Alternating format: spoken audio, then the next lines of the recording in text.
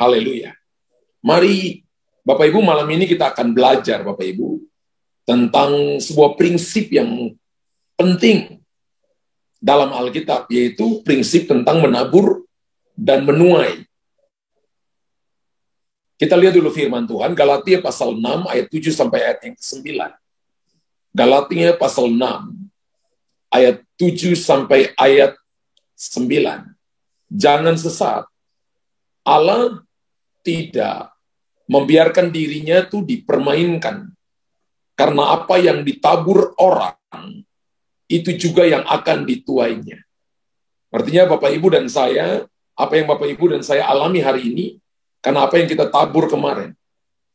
Apa yang akan Bapak Ibu tuai besok, adalah apa yang kita tabur hari ini. Karena itu dikatakan begini, Allah tidak membiarkan dirinya dipermainkan. Hidup ini adalah sebuah taburan. Ayat yang ke-8, sebab barang siapa menabur dalam dagingnya, ia akan menuai kebinasaan dari dagingnya. Tapi barang siapa menabur dalam roh, ia akan menuai hidup yang kekal dari roh itu. Jangan kita jemu-jemu berbuat baik, karena apabila sudah datang waktunya, kita akan menuai jika kita tidak menjadi lemah. Apa yang kita tabur satu waktu nanti akan kita tuai. Coba kita kembali lihat ayat yang ke-8. Sebab barang siapa menabur dalam dagingnya, ia akan menuai kebinasaan dari dagingnya. Tetapi barang siapa menabur dalam roh, ia akan menuai hidup yang kekal dari roh itu. Tadi awal saya katakan ini merupakan sebuah prinsip yang sangat penting yang ditulis oleh Alkitab, yang harus orang percaya, saudara dan saya lakukan. Ya, apa yang kita alami saat ini adalah sebuah hasil dari benih yang kita tabur kemarin, yang kita tabur di masa lalu. Kalau kita tabur jagung butuh 3 bulan, kita sudah tuai, dan ketika Bapak Ibu ambil buahnya, maka jagung itu dari ujung sampai akar kering. Tapi kalau kita tanam pohon mangga, kita tanam durian, kita tanam pohon langsat, kita harus tunggu 5 tahun. Ya, untuk kita menghasilkan buahnya. Saudara dengar bahwa masa depan kita sangat tergantung pada benih yang kita tabur hari ini. Benar Bapak Ibu? Masa depan saudara dan saya besok tergantung dengan apa yang kita tabur hari ini. Oleh karena itu Bapak Ibu, kita bisa saja mengarahkan hidup kita ke dalam berkat-berkat Tuhan dengan menabur benih yang terbaik. Alkitab katakan begini, kalau kita menabur daging, kita akan menuai kebinasaan. Tapi kalau kita menabur dalam roh, kita akan menuai hidup yang kekal dari roh itu. Ketika Bapak, Ibu, Saudara, dan saya menabur hal-hal yang berhubungan dengan roh, ibadah, suka doa, suka baca Alkitab, suka mengampuni, Bapak, Ibu, dan saya juga adalah orang yang murah hatinya, suka memberi, maka kita akan menuai hidup yang kekal dari roh itu. Jika kita ingin pergi ke suatu tempat tertentu, saudara dan saya harus bertanya, benih apa yang saya butuhkan untuk saya tabur.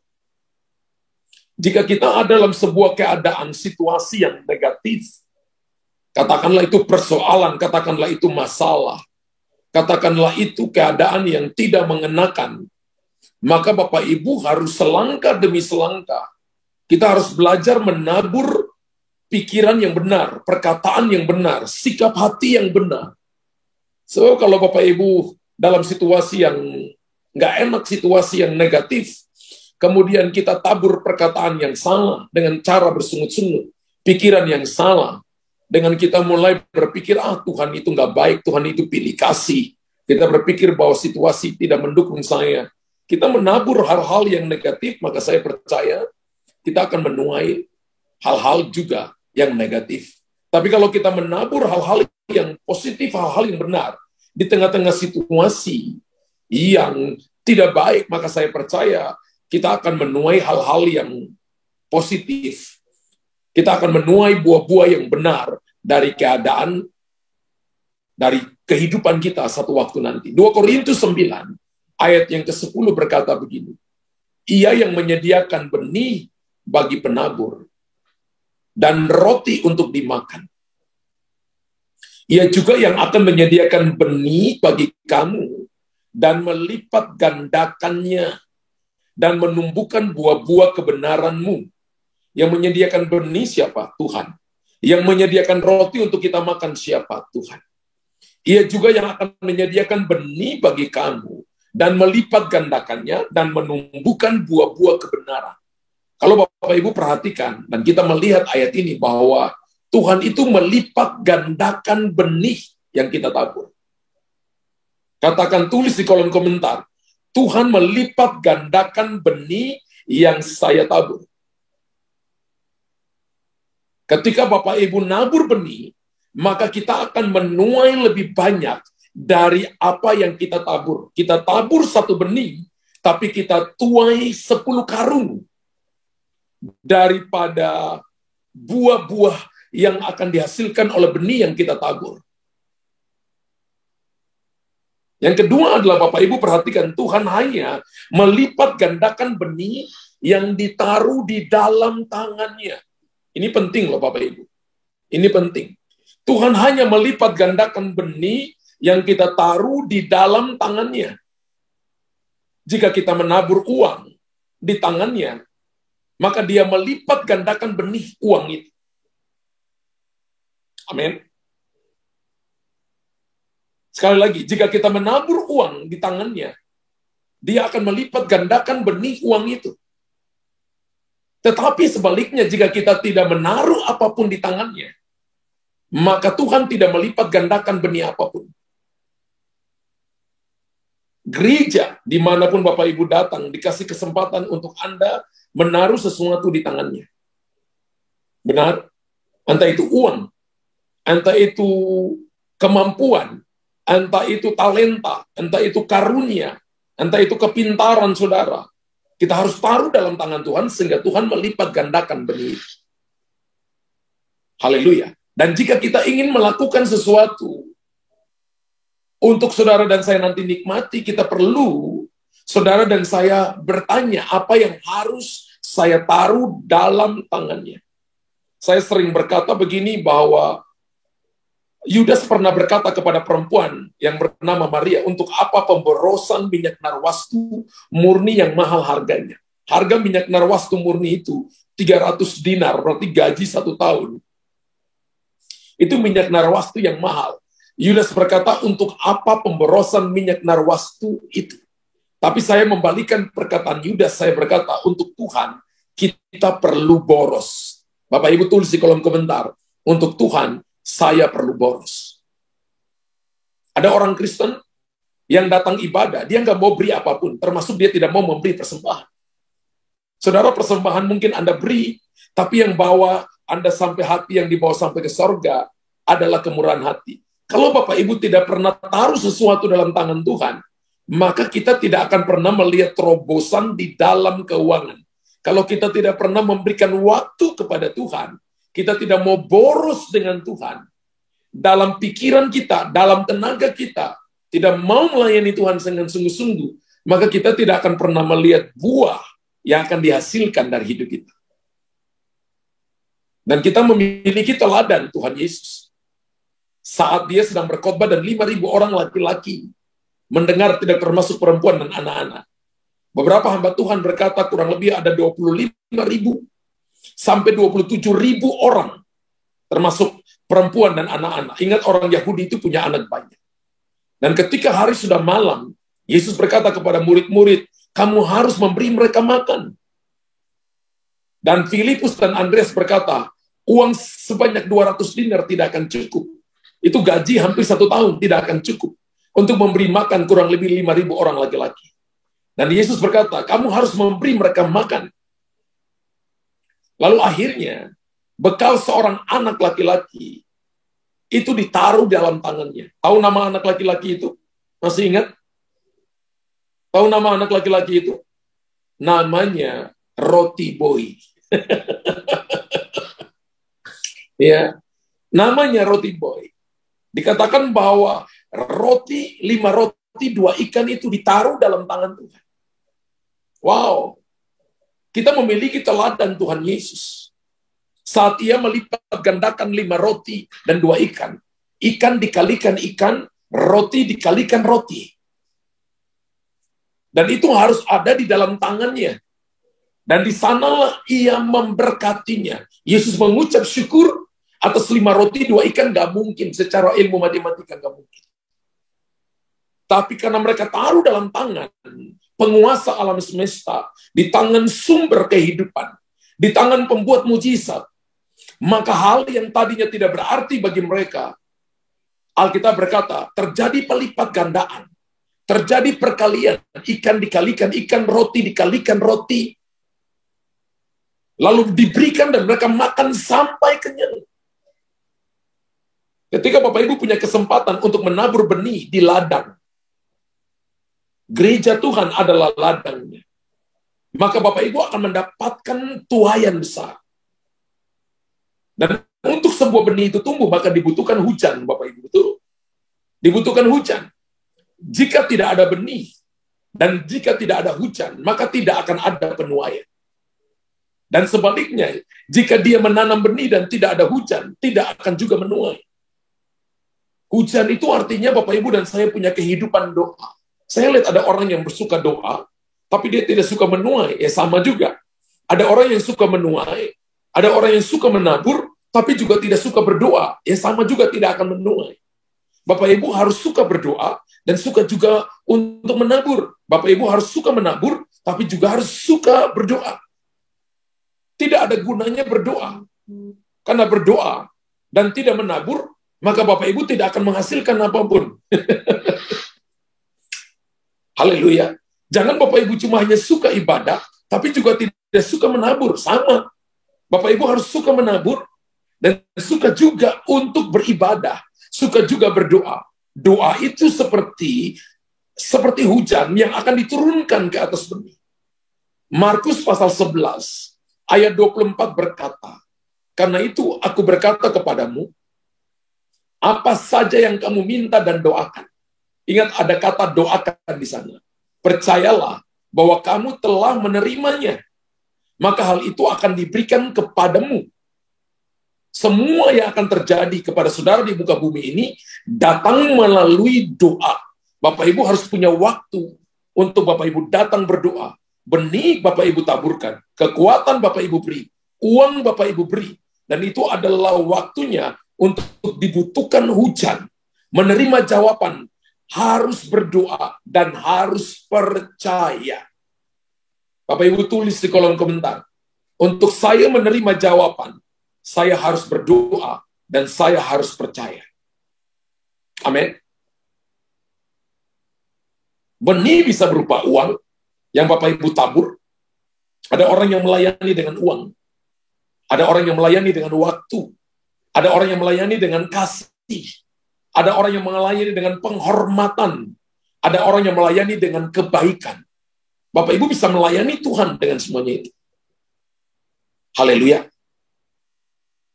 Ada kesempatan di mana saudara dan saya diberikan kesempatan untuk kita menabur. Maka beri yang terbaik. Ada seorang hamba Tuhan muda.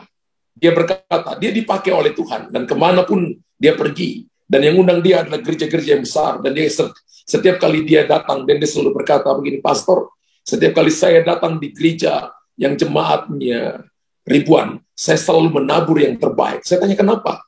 Karena saya mau berkat yang ada di tempat itu jadi milik saya juga. Saya nggak hanya cuma mau datang untuk membagi firman, tapi saya juga mau menabur secara keuangan, sehingga gereja yang diberkati ini satu waktu juga akan menjadi bagiannya dalam kehidupan pelayanan yang Tuhan percayakan kepada saya. Dan hari ini, orang ini, anak muda ini diberkati dengan jemaat yang luar biasa. Dan dulu, dia hanya jemaatnya cuma hanya puluhan orang. Tapi hari ini, Tuhan memberikan kepada dia jemaat ribuan orang. Satu waktu, ketika dia undang saya dan saya berkata begini, ternyata apa yang kamu impi-impikan, Tuhan itu dengar. Dan saya katakan, kamu masih menabur hari ini. Dia katakan, justru meningkat. Dalam hal memberi dalam keuangan, saya selalu memberi, selalu lebih. Dan saya katakan, kamu menggenapi apa yang dikatakan oleh Yudas tapi kamu membalikan perkataan itu untuk Tuhan, kamu perlu balas. Benih kita bisa berupa keuangan, bisa berupa waktu, bisa berupa kasih, bisa berupa penghormatan dan kebaikan. Salah satu benih yang perlu kita tabur adalah perkataan kita. Saat Bapak Ibu lihat situasi keadaan yang tidak mungkin, berkatalah yang benar. Saat Bapak Ibu lihat sesuatu yang datang dan mengintimidasi kita, tabur perkataan yang benar. Saat kita terus menabur perkataan yang baik, perkataan itu akan menghasilkan tuaian yang baik. Ingat bahwa kutuk yang turun bisa ribuan keturunan adalah kutuk perkataan. Kutuk perzinahan bisa diputuskan, kutuk penyembahan berhala bisa diputuskan, tapi kutuk perkataan bisa turun ribuan keturunan. Karena itu Bapak Ibu hati-hati dengan perkataan. Perkataan ini akan menghasilkan tuaian yang baik ketika Bapak Ibu mengucapkan perkataan-perkataan yang baik. Kita bisa mengubah keadaan kita dengan kata-kata yang kita ucapkan. Ketika Bapak Ibu lihat suamimu dalam keadaan lemah, ibu-ibu lihat suami dalam keadaan lemah, atau sebaliknya lihat istri kita dalam keadaan lemah, maka kita harus datang dengan perkataan-perkataan yang baik, sehingga itu akan menghasilkan tuaian yang baik. Haleluya. Saya diceritain ada seorang ibu suami istri, ya, dan suami ini dipakai Tuhan dengan luar biasa. Dia adalah seorang hamba Tuhan yang diurapi oleh Tuhan, dan anaknya jatuh dalam drugs. Saudara, setiap kali anaknya pulang dan mabuk-mabukan, keluarganya berkata begini, suruh usir dia dari rumah, karena dia tidak dengar-dengaran kepada orang tuanya. Tapi papanya selalu berkatakan yang baik. Papanya selalu berkata begini, bahwa anakku, satu waktu nanti dia akan jadi hamba Tuhan. Dia akan melayani Tuhan. Dia akan berkhotbah. Dia akan diurapi Tuhan dengan hebat. Nah saudara, setelah beberapa tahun kemudian, anak itu, dia pulang ke rumah papa dan mama. Papa dan mamanya adalah seorang hamba Tuhan. Hamba Tuhan yang diurapi oleh Tuhan. Satu waktu ketika dia pulang ke rumah, dia masih mabuk-mabukan. Dan papanya berkata kepada dia, papanya lihat matanya. Dan papanya berkata begini, papa sayang kamu. Dan Tuhan Yesus juga sayang kamu. Kamu akan melayani Tuhan dengan sungguh-sungguh. Bahkan kamu akan dipakai dengan karunia-karunia yang hebat. Saudara, 3 tahun kemudian, anak itu ketika dia sedang duduk dengan botol minumannya, tiba-tiba Roh Kudus menjamah hati dia. Dia dipenuhi oleh Roh Kudus. Dia berkata-kata dengan bahasa roh. Hari ini, dia jadi hamba Tuhan. Papanya udah meninggal. Tapi dia jadi gembala ganti papanya. Perkataan yang baik akan merubah masa depan anak-anak kita. Kalau kita lihat anak-anak kita hari ini hidup berantakan, maka jangan mengutuki dia. Jangan perkataan binatang kepada dia. Jangan perkataan kutuk kepada dia. Jaga hidupmu. Mati dan hidup dikuasai lidah. Siapa suka menggemakannya akan makan buahnya. Hidup orang benar. Hidup orang akan benar-benar berubah. Dan dia akan menjadi seseorang yang akan dipakai oleh Tuhan ketika kita menabur perkataan yang baik. Amin. Jadi ketika Bapak Ibu hari ini punya problem dalam hal keuangan yang katakan, waduh, aku menjadi seorang yang gagal, aku kere, aku nggak punya apa-apa. Bapak Ibu kutuki diri Bapak Ibu. Tapi coba perkatakan, aku akan jadi orang yang diberkati Tuhan. Kehidupanku akan jadi lebih baik dari hari ini. Aku mau nabur sesuatu untuk hari ini, supaya aku menikmati besok. Aku akan menikmatinya minggu depan. Aku akan menikmati tahun depan. Perkatakan perkataan yang baik. Kalau 1 minggu belum terjadi, katakan 2 minggu. Kalau 2 minggu belum terjadi, katakan 1 bulan. Kalau 1 bulan belum terjadi, katakan 2 bulan. Kalau 2 bulan belum terjadi, katakan 6 bulan. Kalau 6 bulan belum terjadi, katakan 1 tahun. Saya percaya bahwa perkataan yang baik akan benar-benar mengubahkan hidup kita, membuat hidup kita berubah, dan menjadi orang yang akan menjadi berkat bagi banyak orang. Ada pertanyaan begini, kira-kira saya harus menabur apa? Dan saya akan menuai apa? Betul Bapak Ibu? Hal yang pertama adalah benih apa yang harus saya tabur? Pastor, benih apa yang harus saya tabur? Pertama-tama, Bapak Ibu perlu menentukan tuaian dulu. Bapak Ibu mau harapkan apa? Bapak Ibu mau tuai apa? Karena Alkitab tadi berkata, kami akan menuai apa yang kami tabur. Kan begitu. Bapak Ibu mau tuai apa? Mau tuai uang, maka taburlah uang. Mau tuai kesehatan, maka taburlah tenaga. Mau tuai kepintaran, maka taburlah pengetahuan. Mau tuai, Bapak Ibu mau lihat jiwa-jiwa, maka Bapak Ibu harus mengasihi jiwa-jiwa. Bapak Ibu mau lihat terobosan terjadi dalam hubungan, maka Bapak Ibu harus membangun hubungan, tabur hubungan, mengampuni, mengasihi, melupakan. Haleluya. Amin. Kita perlu menentukan dulu tuaian yang kita harapkan. Kami mau menuai apa yang kita tabur. Jika kita ingin menuai tomat, ya tanam bibit tomat, betul. Jika kita ingin menuai buah mangga, ya tanam buah mangga. Jika kita ingin menanam pohon durian, ya tanam biji durian. Jika kita ingin menanam, menghasilkan, kita ingin mau wortel, maka kita tanam wortel. Nggak mungkin Bapak Ibu tanam tomat mengharapkan durian, atau tanam wortel mengharapkan mangga. Kan nggak mungkin. Betul Bapak Ibu? Apa yang Bapak Ibu mau harapkan? Dan saya lihat ada begitu banyak orang percaya hidup di dalam keadaan pas-pasan dalam hal keuangan, karena dia sendiri nggak mau nabur keuangan. Dia sendiri nggak mau nabur keuangan. Kesempatan diberikan, tapi dia nggak mau nabur. Dan Bapak Ibu lihat ada orang yang terus menabur, dan dia tidak pernah kekurangan. Apa yang Bapak Ibu harapkan? Kami mau menuai apa yang kita tabur. Sehingga Bapak Ibu akan melihat terobosan besar. Kita harus mengalami terobosan dalam hal keuangan. Kalau kerajaan Allah adalah sebuah kerajaan, maka Yesus adalah sang raja. Nggak mau rakyatnya miskin. Nggak mau rakyatnya kekurangan. Nggak mau rakyatnya dalam keadaan yang minta-minta. Tapi Tuhan mau kita menjadi rakyat yang diberkati oleh Tuhan. Masyarakat yang diberkati oleh Tuhan. Maka prinsip tabur dan tuai ini harus Bapak Ibu mengerti. Maka benih apa yang harus kita tabur? Pertama-tama kita harus perlu menentukan tuaian yang kita harapkan. Saya mau dong diberkati secara finansial. Saya mau saya sehat. Maka taburlah tenaga, taburlah keuangan. Ada beberapa orang meminta Tuhan untuk memberkati hidupnya. Tapi dia nggak pernah mau untuk menabur.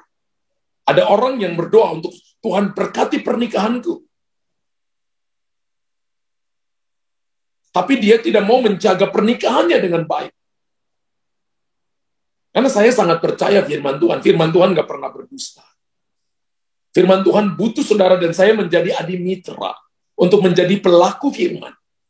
Jika kita menanam benih yang benar, pernikahan kita akan diberkati secara otomatis. Sama, saya sebagai gembala, kalau saya menginginkan jemaat yang saya gembalakan diberkati dalam bertambah, dalam jumlah, maka saya harus mengasihi jiwa. Saya harus punya waktu untuk berdoa kepada mereka dengan sungguh-sungguh. Saya harus ambil waktu doa dan berpuasa 10 hari bersama-sama dengan saudara setiap awal bulan untuk berdoa supaya jiwa-jiwa datang. Kalau hari ini misalnya belum terjadi, bukan berarti belum terjadi. Penundaan bukan berarti Tuhan tidak menjawab. Penundaan supaya 1 kali perjalanan, 2 mujizat terjadi sekaligus. Benar Bapak Ibu? Kita perlu terlebih dahulu menentukan bibit apa yang kita butuhkan. Betul? Untuk kita tabur. Mungkin perkataan iman. Mungkin tindakan kebaikan. Mungkin langkah iman. Dan saya lihat itu terjadi ketika kami membangun rumah Tuhan di tengah-tengah masa pandemi, gereja tutup, tidak boleh ada ibadah. Tapi kita lakukan langkah iman. Dan saya lihat di tengah-tengah masa pandemi itu, dari Maret 2020 sampai April 2021, gereja jadi, saudara. Padahal kami sudah membangun dari 2015, jadinya di tengah-tengah pandemi. Saya baca seorang hamba Tuhan yang bernama Charles Finney. Charles Finney adalah seorang pengkhotbah, seorang penginjil kebangunan rohani.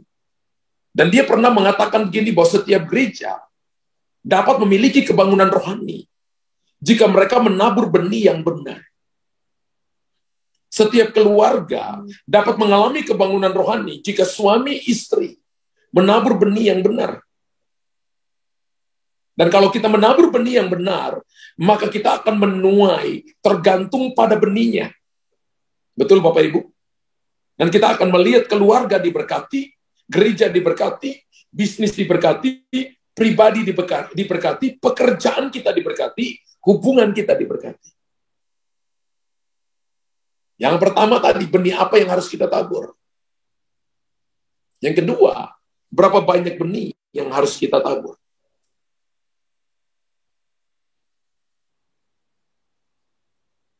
Kita harus menabur banyak. Berapa banyak Bapak Ibu yang mau diberkati banyak? Papa saya petani, Bapak Ibu. Saya ingat ketika saya SD, saya sering diajakin papa saya pergi nanam. Kalau dia tanam sedikit, tuainya sedikit. Tapi kalau dia tanam banyak, ada kalanya 1 minggu dia tanam terus. Dan pada masa tuainya luar biasa banyak. Kalau petaninya malas, maka dia akan dapat hasil sedikit. Apalagi kalau dia nggak pernah tanam, padahal lahannya luas, maka dia nggak akan dapat apapun.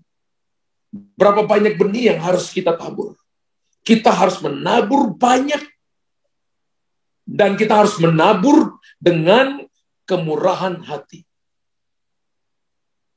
2 Korintus 9, ayat yang ke-6 berkata, orang yang menabur sedikit akan menuai sedikit juga. Dan orang yang menabur banyak akan menuai banyak juga. Sebagai orang Kristen kita harus fair, saudara.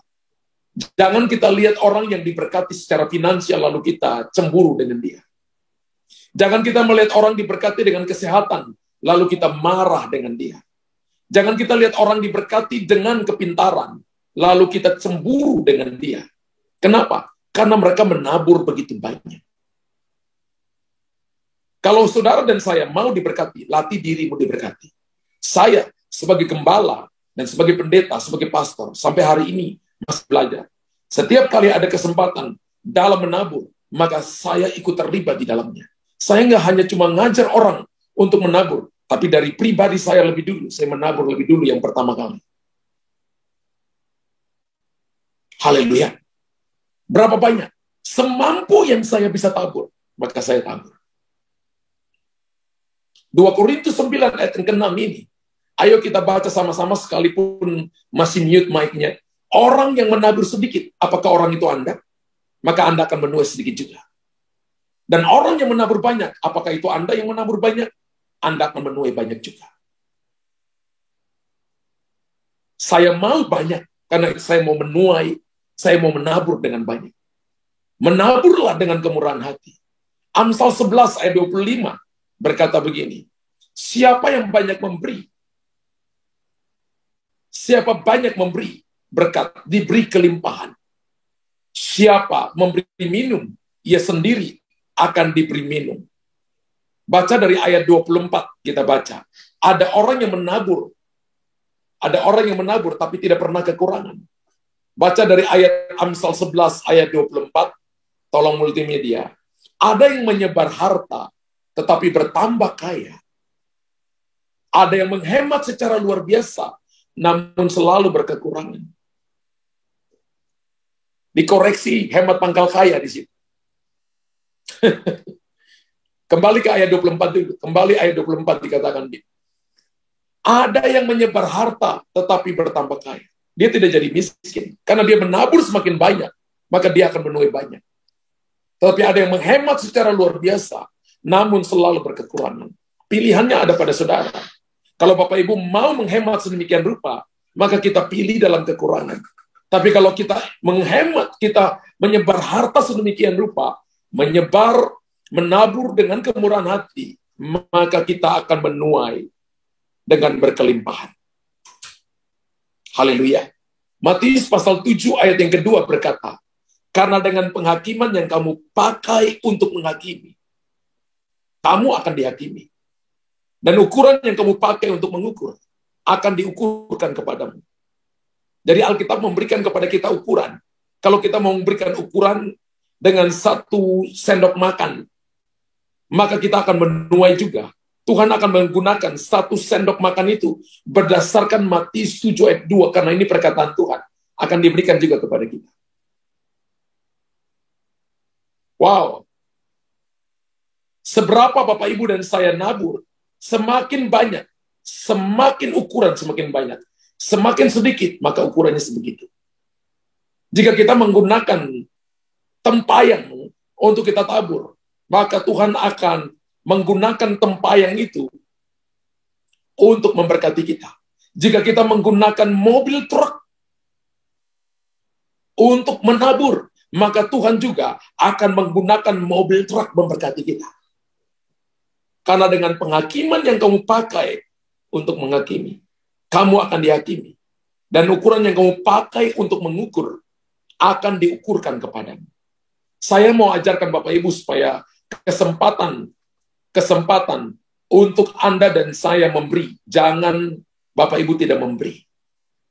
Karena Alkitab katakan begini, Tuhan pakai ukuran untuk mengukur saudara. Saya tidak, Bapak Ibu mungkin Bapak Ibu tidak nabur di sini. Tapi Bapak Ibu nabur di gereja di mana Bapak Ibu ada di sana.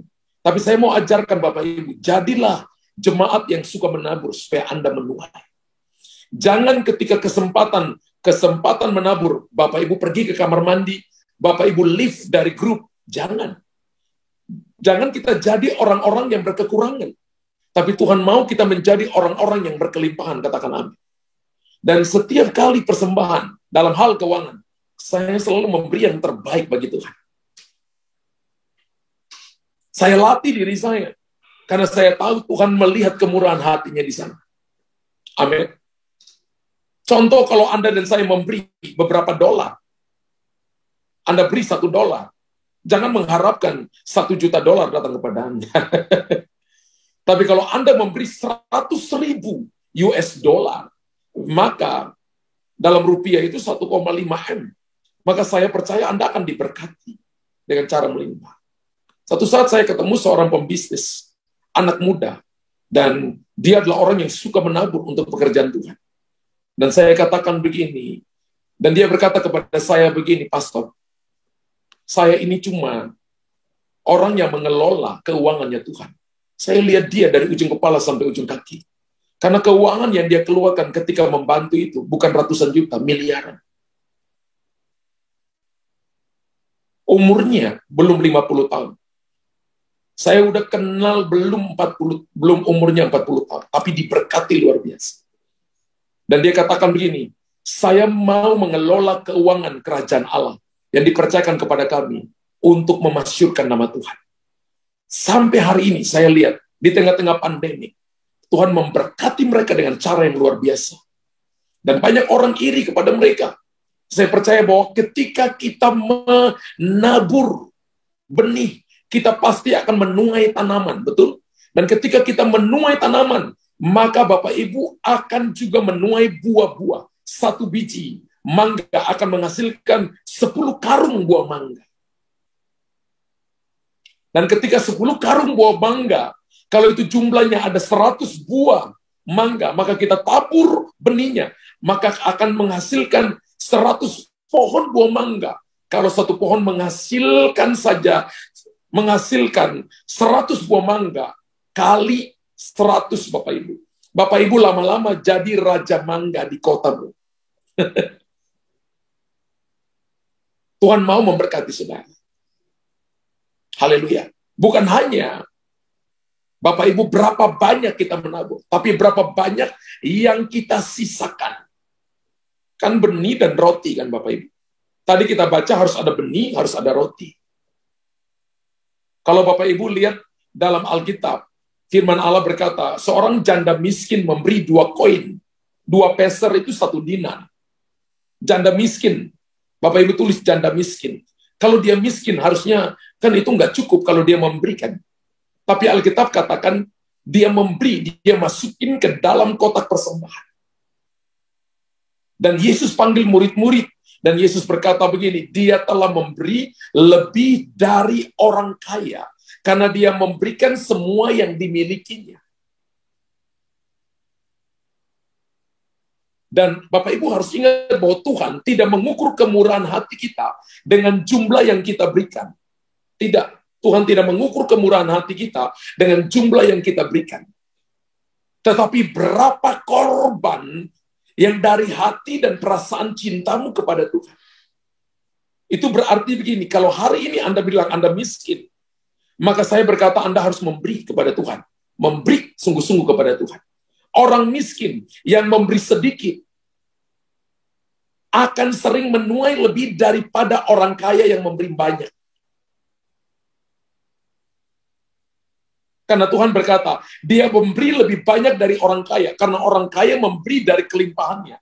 Tapi orang miskin memberi dari kekurangannya. Dari korbannya. Karena itu salah satu hal yang terbaik bagi orang miskin. Yang bisa dia lakukan adalah memberi. Bapak Ibu jangan sampai Bapak Ibu tidak memberi, karena Yesus berkata, seorang janda miskin memberi. Dan Tuhan puji dia. Apakah pulang itu kemudian dia mati? Saya percaya dia ditulis menjadi sebuah contoh bagi orang-orang yang berkekurangan, supaya mereka tidak menghemat, tapi mereka harus memberi. Dia memberi di mana? Memberi di bait Allah. Dan Tuhan panggil murid-murid dan menunjukkan bahwa orang ini memberi bagi Tuhan. Kalau Bapak Ibu baca kitab Kejadian pasal 26. Kitab Kejadian pasal 26. Kalau kita baca ayat yang ke-12 dan ayat yang ke-13, kalau kita baca, terjadi kelaparan. Terjadi sebuah kelaparan di negeri Filistin, di Kanaan dan Filistin. Dan apa yang terjadi? Maka menaburlah Ishak. Ishak menabur benih. Maka menaburlah Ishak di tanah itu. Dan dalam tahun itu juga, ia mendapat hasil 100 kali lipat. Sebab ia diberkati Tuhan. Berapa banyak yang mendapat hasil 100 kali lipat? Ingat bahwa Alkitab tidak pernah mengajarkan kita untuk dapat hasil 100%, itu nggak ada ayat. Saya sudah baca Alkitab Kejadian sampai Wahyu pulang pergi, nggak ada ayat 100%. Tapi ayat ditulis 100 kali lipat. 100 kali lipat itu berapa persen? 10.000%.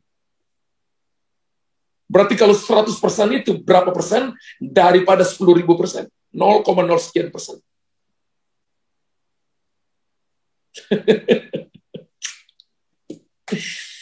Haleluya.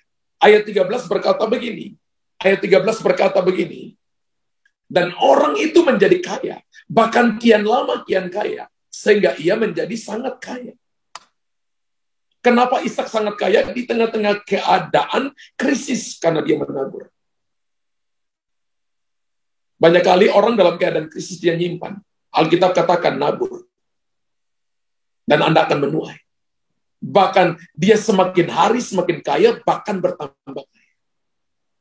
Bila hari ini kita memiliki sedikit, dan kita menabur, maka kemudian kita akan menuai tuai yang besar. Kalau hari ini Bapak Ibu memiliki sedikit, dan Bapak Ibu simpan untuk dirimu, maka itu nggak cukup untuk Anda. Anda akan menjadi orang yang terus miskin, dan terus kekurangan, karena Anda hitung-hitungan dengan Tuhan. Entah dalam keuangan, entah dalam pelayanan, entah dalam waktu, entah dalam kasih, entah dalam pengorbanan, entah di dalam pengertian, entah di dalam Bapak Ibu dan saya punya karunia dan talenta, Bapak Ibu tidak akan pernah berkembang. Tapi kalau Bapak Ibu mau menabur uang, menabur harta benda, dan Bapak Ibu juga punya hati yang bermurah hati untuk memuji dan menyembah Tuhan. Seperti awan yang akan mencurahkan hujan. Maka saya percaya kita akan menghasilkan kualitas dan kuantitas hidup rohani yang akan menjadi berkat bagi banyak orang. Kita akan menuai keuntungan-keuntungan. Orang akan melihat bahwa kita diberkati. Alkitab katakan bahwa Ishak diberkati sampai membuat Raja Ahimelek cemburu dengan dia. Di tengah-tengah krisis loh, dia lari dan pergi ke Filistin. Tapi di sana, dia tidak mengasihi diri, Kanaan tempat janji, bahwa kami akan miliki, terjadi kekeringan, Aku sekarang jadi orang yang lari dari negeriku dan sekarang tinggal di negeri asing. Dia tidak mengasihani diri sendiri, tapi dia menabur. Saya ajar Bapak Ibu mulai hari ini, ketika ada kesempatan dimanapun untuk Bapak Ibu menabur, apalagi kalau kita nabur di kerajaan Allah. Kerajaan Allah adalah melalui gereja Tuhan, yang mengajarkan Bapak Ibu supaya potensi Bapak Ibu berkembang, supaya Bapak Ibu hidup rohanimu bertumbuh dan mengenal Tuhan dengan benar. Maka saya percaya Anda tidak pernah kekurangan. Tidak pernah kekurangan. Matius 19 ayat 21 berkata begini, jika kamu ingin menjadi sempurna, Tuhan ajarkan kepada pemuda yang kaya raya ini, jika kamu ingin menjadi sempurna, pergilah, juallah apa yang kamu miliki, dan berikanlah kepada orang miskin, dan kamu akan memiliki harta di sorga, dan ikutlah aku. Menurut Bapak Ibu, apakah ketika dia jual semua hartanya, kekayaan yang ada pada dia, kemudian dia jadi orang yang miskin?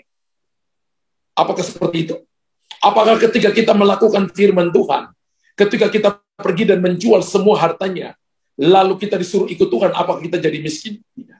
Tuhan hanya menguji hati orang ini, karena Tuhan lihat orang ini terikat dengan harta dan mencintai hartanya lebih daripada Tuhan. Dan banyak kali ketika seseorang mencintai hartanya lebih daripada Tuhan, dia tidak memberi apapun. Tuhan suruh pergi, jual apa yang kamu miliki. Tuhan tidak bilang lalu taruh itu di gereja, no. Tapi berikan kepada orang miskin, dan kamu akan miliki hartamu di sorga. Tuhan hanya uji hatinya. Dan kalau Bapak Ibu baca ayatnya di bawah, maka pergilah orang itu dengan sedih karena banyak hartanya. Saya percaya ketika dia memberi hartanya, dia tidak kehilangan apapun. Tapi dia akan dapat dengan limpahnya. Bapak Ibu, ada kalanya ketika kita diberkati secara berkelimpahan dalam hal keuangan pun, ada ujian yang Tuhan berikan kepada kita. Kalau kita tidak lulus ujian, kita tidak akan dipercayakan lebih besar daripada yang sekarang Anda miliki. Tapi kalau Bapak Ibu melebihi, Bapak Ibu lulus ujian itu, dengan Bapak Ibu melakukan apa yang Tuhan suruh Bapak Ibu lakukan, maka kita akan mengalami kelimpahan. Bahkan anak-anak kita, generasi kita akan mengalami kelimpahan. Kita lihat bahwa ada perusahaan yang sudah berdiri 100 tahun, 200 tahun, bisa gulung tikar hari-hari ini. Generasi pertama itu menerima visi. Generasi kedua menikmati visi. Generasi ketiga melipat gandakan visi. Abraham penerima visi. Ishak menikmati visi. Tapi Yakub melipat gandakan visi. Bapak Ibu kita sekarang ini, misalnya Anda hitung generasi pertama, anak-anakmu generasi kedua. Kalau kita tidak nabur yang benar hari ini, maka anak-anak kita tidak akan bisa menikmati yang baik. Apalagi generasi ketiga. Generasi ketiga akan jual aset dan akan jadi miskin dan melarat.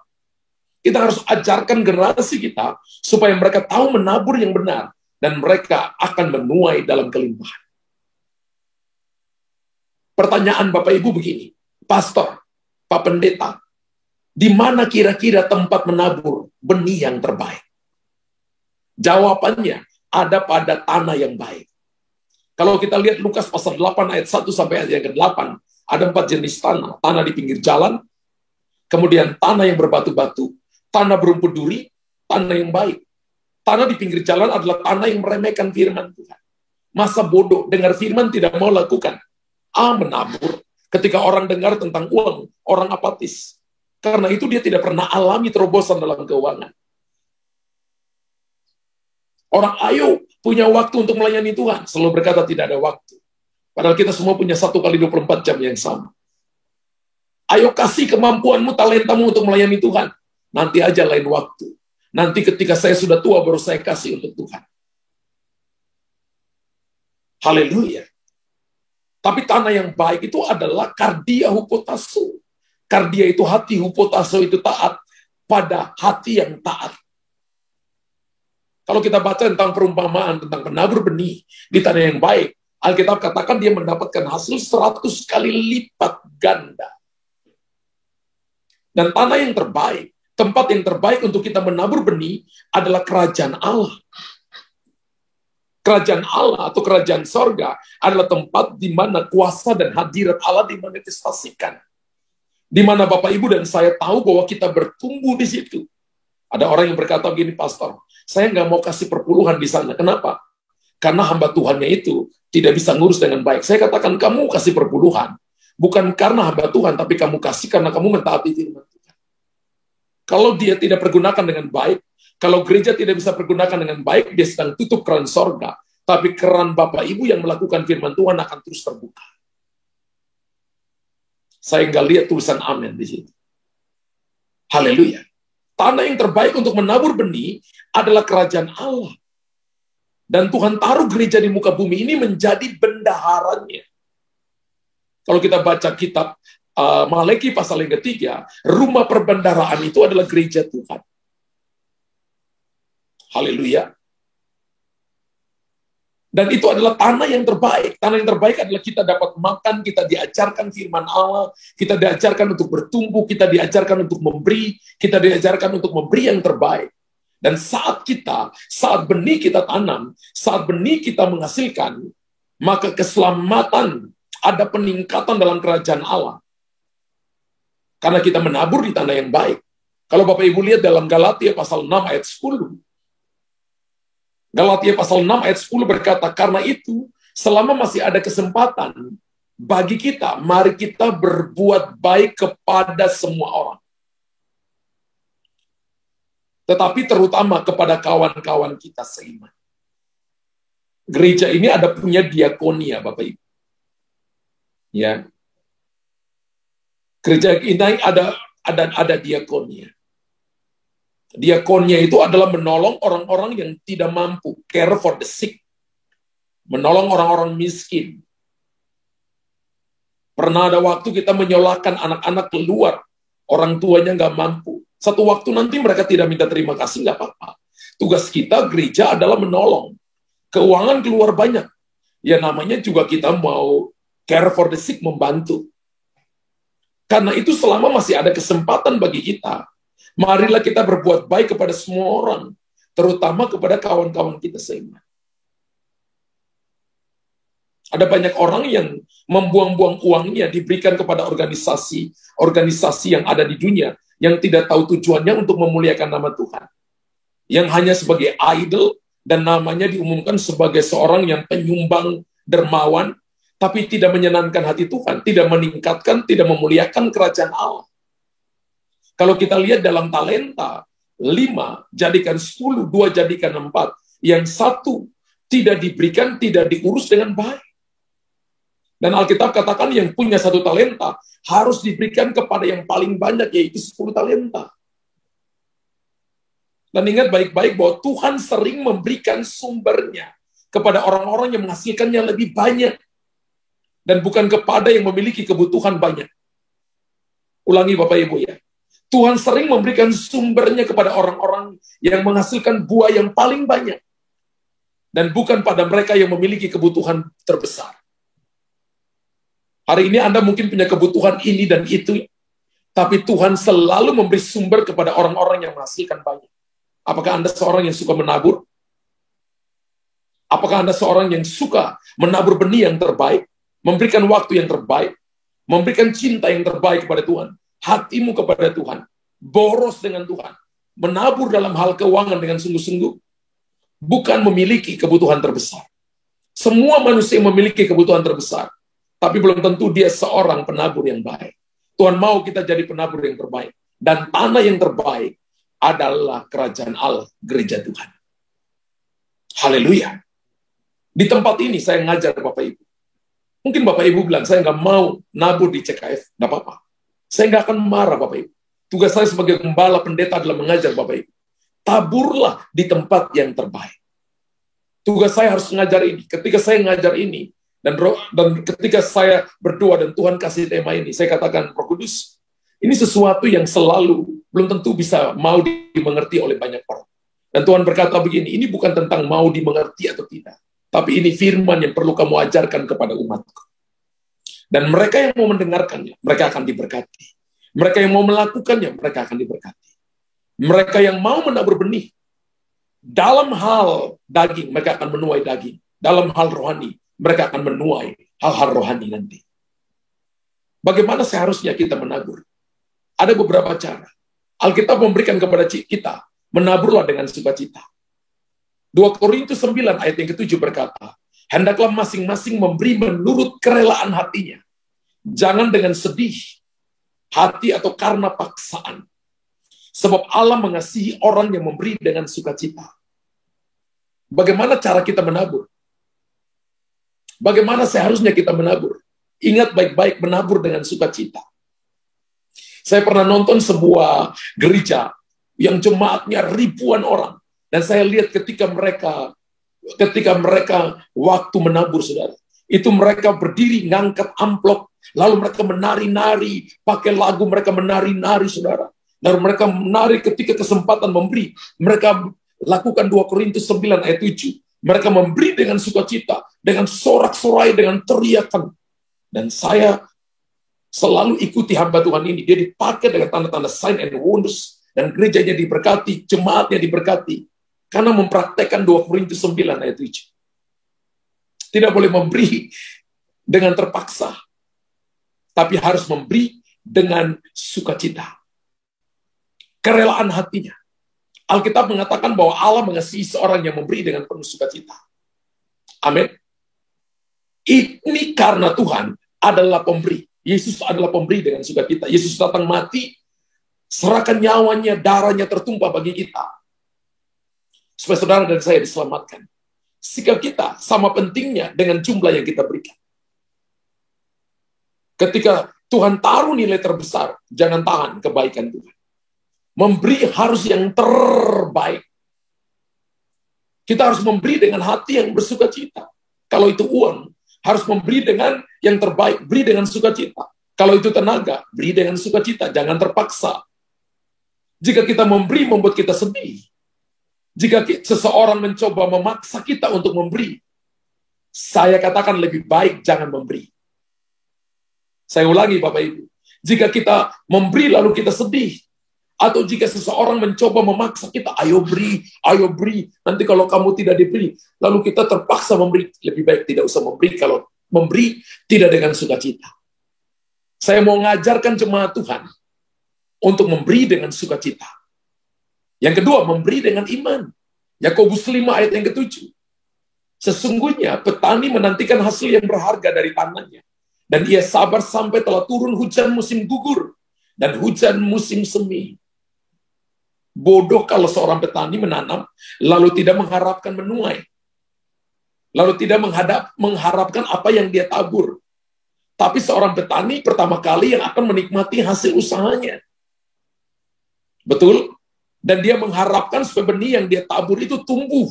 Dan dia akan menuai hasil lebih daripada apa yang dia tabur. Ketika dia tabur banyak, dia akan tuai banyak. Ketika dia tabur sedikit, dia akan tuai sedikit. Yang pertama, bagaimana saudara dan saya, bagaimana seharusnya kita menabur? Menabur dengan sukacita. Menabur dengan iman. Yang ketiga adalah menabur dengan kesabaran. Galatia pasal 6, ayat yang ke-9 berkata, janganlah kita jemu-jemu berbuat baik. Karena apabila sudah datang waktunya, kita akan menuai jika kita tidak menjadi lemah. Haleluya. Selalu ada sebuah periode waktu antara menabur dan menuai. Setuju Bapak Ibu? Tapi Alkitab juga berkata, penabur menyusul penuai. Ada sebuah percepatan terjadi. Tapi saya mau bicara tentang periode waktu. Kita selalu harus melakukan yang benar. Menabur yang benar, di waktu yang benar.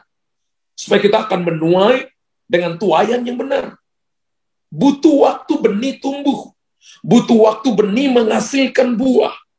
Dan ketika Bapak Ibu tabur, maka satu waktu nanti Bapak Ibu akan tuai. Ketika Bapak Ibu tabur perhatian, satu waktu nanti Bapak Ibu juga akan dapat perhatian. Ketika Bapak Ibu tabur kemurahan hati, satu waktu nanti Bapak Ibu akan dapat kemurahan hati. Ketika kita tabur tenaga, kita akan tuai kesehatan. Lihat saja asisten-asisten keluarga kita. Mereka bangun lebih pagi, tidur lebih malam, tapi mereka jarang sakit rematik, jangan sakit kepala. Kenapa? Dia tabur tenaga, dia tuai kesehatan. Tuhan itu adil. Dan yang keempat itu adalah tabur secara rahasia. Matius pasal 6 ayat 4 berkata, hendaklah sedekahmu itu diberikan dengan tersembunyi. maka Bapamu yang melihat yang tersembunyi akan membalasnya kepadamu. Ada orang yang memberi, dan dia pamer, aku beri yang paling banyak. Sehingga yang beri paling sedikit, tambah lisuk dia, tambah sembunyi di belakang orang. Alkitab katakan prinsip memberi, prinsip menabur, adalah menabur secara rahasia. Nggak perlu orang tahu. Kalau engkau memberi, jangan diketahui tangan kananmu, jangan diketahui tangan kirimu. Bapamu yang melihat tersembunyi akan membalasnya kepadamu. Ini berlaku untuk pemberian kita. Ini berlaku untuk doa kita. Ini berlaku untuk perbuatan baik kita. Jangan menyanjung. Ketika Bapak Ibu menyanjung, Bapak Ibu sudah dapat bagiannya dipuji oleh orang lain. Wow, orang itu murah hati. Orang itu baik hati. Dia menabur yang paling banyak. Dia memberi dengan keuangan yang paling banyak. Lalu Anda dipuji, maka Anda sudah dapat hasil. Anda nggak dijauh dari surga. Haleluya. Yang berikut adalah kapan kita harus menabur. Seorang petani tidak bisa menabur benihnya kapanpun dia mau. Seorang petani, dia harus tahu musimnya harus benar. Bapak Ibu tulis, musimnya harus benar. Saya belajar, saudara. Indonesia kan nggak ada bibit gandum. Tapi saya baca, bibit gandum itu ditabur di musim dingin. Dan selalu menuainya di musim panas. Kalau dia tanam di musim panas, maka musim dingin dia kelaparan. Gandum itu ditabur di musim dingin dan menuainya di musim panas. Amsal 20 ayat keempat berkata, pada musim dingin, si pemalas tidak membajak.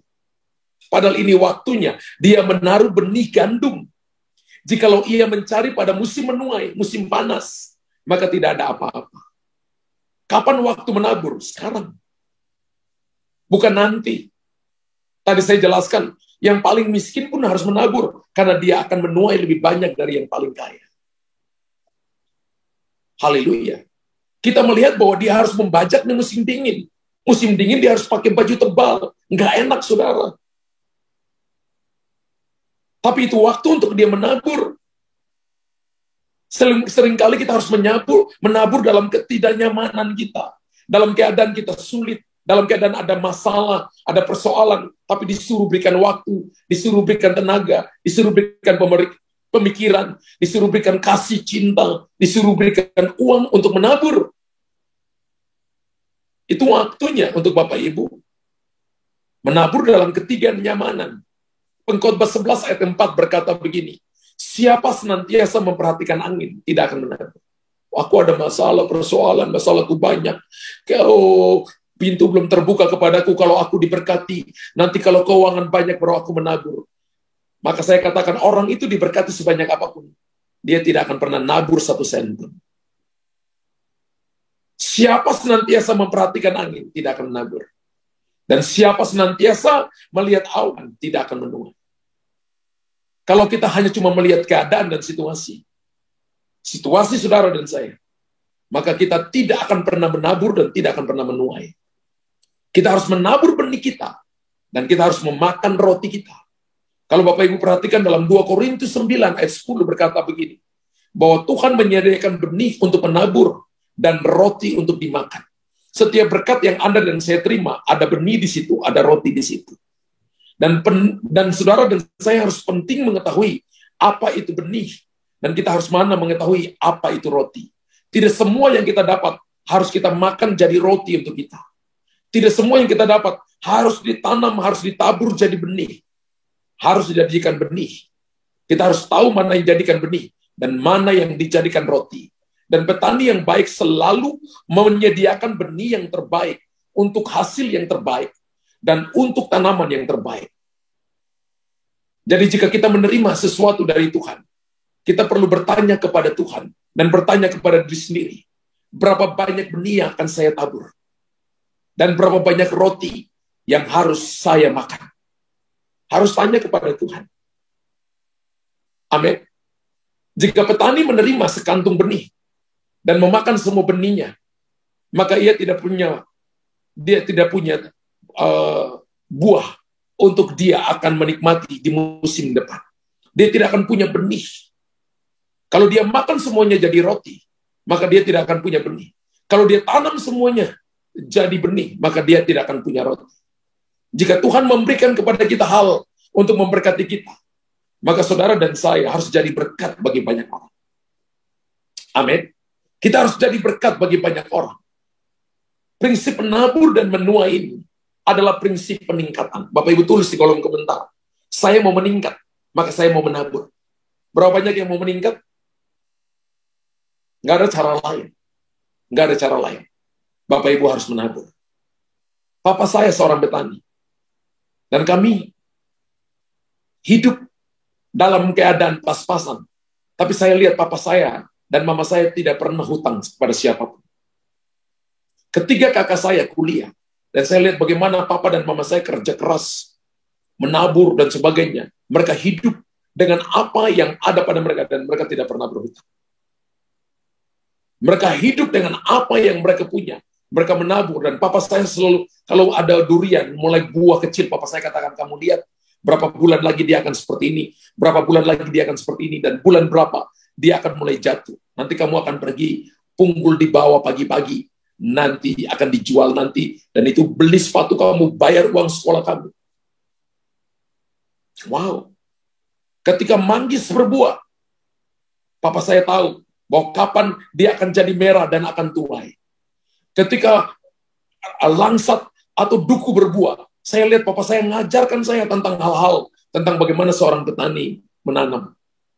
Singkong ditanam seperti apa, diajarkan. Prinsip menabur dan menuai. Saya percaya itu adalah prinsip peningkatan. Dan kalau kita baca, Alkitab berkata, dalam 1 Korintus pasal 10 berkata, kalau nggak salah itu ya, dikatakan ada 3 jenis orang Kristen prajurit, orang Kristen olahragawan, dan orang Kristen petani. Kalau Anda punya orang tua petani, itu salah satu ciri daripada orang Kristen, yaitu punya kesabaran menanti tuaian. Amin. Punya kesabaran menanti tuaian. Kapan kita harus menabur? Bapak, Ibu, dan saya harus menabur. Harus tahu musim menabur. Dan prinsip menabur dan menuai adalah prinsip peningkatan. Dan itu merupakan sebuah sarana yang Tuhan berikan kepada kita untuk memberkati kita dan memenuhi seluruh kebutuhan kita. Seringkali kita menantikan Tuhan memberkati kita. Tapi Bapak Ibu nggak pernah nabur. Nggak pernah nabur doa, nggak pernah nabur kebaikan, nggak pernah nabur tenaga, bagaimana kita menuai. Tapi Tuhan menantikan kita meletakkan sesuatu di tangannya.